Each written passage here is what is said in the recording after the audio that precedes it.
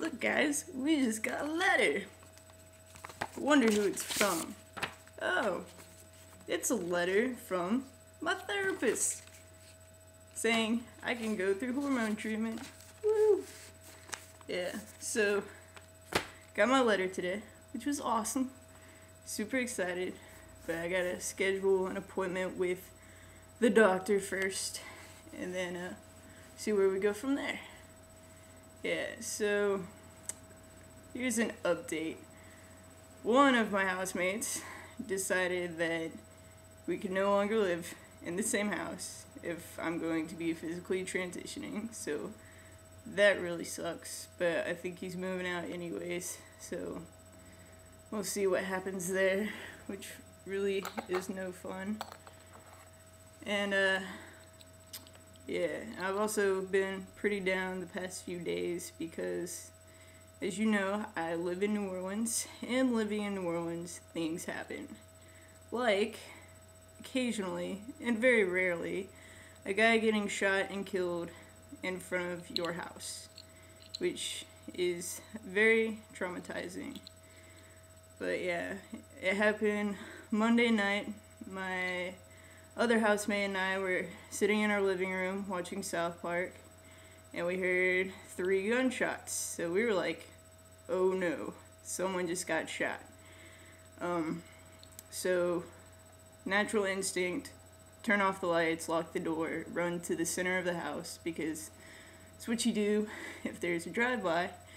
And so we did that in case there were other shots fired. And then we were like, well, our other housemate is on a walk. And so we called him to make sure it wasn't him, and he didn't answer his phone, of course. So we went outside to see what was going on, and that's when we saw the victim and lying in the street with the 2 gunshot wounds to the back and 1 to the back of the head. And so I ran out back inside, grabbed some towels to try to stop the bleeding. And the first person out there was actually the bartender at the bar next door, which actually closed its doors forever. And because they've been getting all of the blame for this, because of course someone has to be blamed, and of course we don't blame the shooter, we blame the bar. But yeah, I mean, the bar took all of the steps that they could. The bartender was the first one out there. All of the employees at the bar had the cops on the phone. The owner was super cooperative, showed all of their video to the cops. I mean, and they've had some trouble before, but of course nothing like this.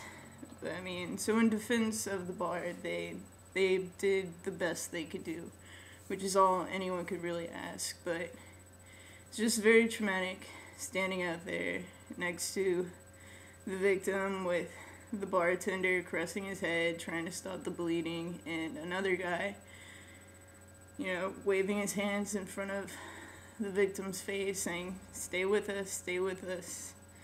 And, well, he didn't. And he died with all of us around him. So at least he wasn't alone. But he died before the paramedics could get there, which is really sad. And I think the saddest part was when his brother came by and just broke down crying. And being New Orleans and their 4th murder of the night, the New Orleans cops just laughed. I hope it was a nervous human laughter. Of course, it's pretty inhumane to laugh in a moment like that. But yeah. So it's a bit traumatizing.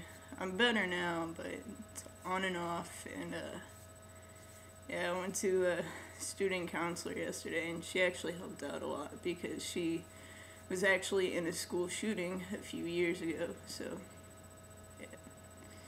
But yeah, it's a little life update living in New Orleans. But yeah, I got my letter today, so I need to make an appointment with my doctor, and we'll see where it goes from there. But yeah.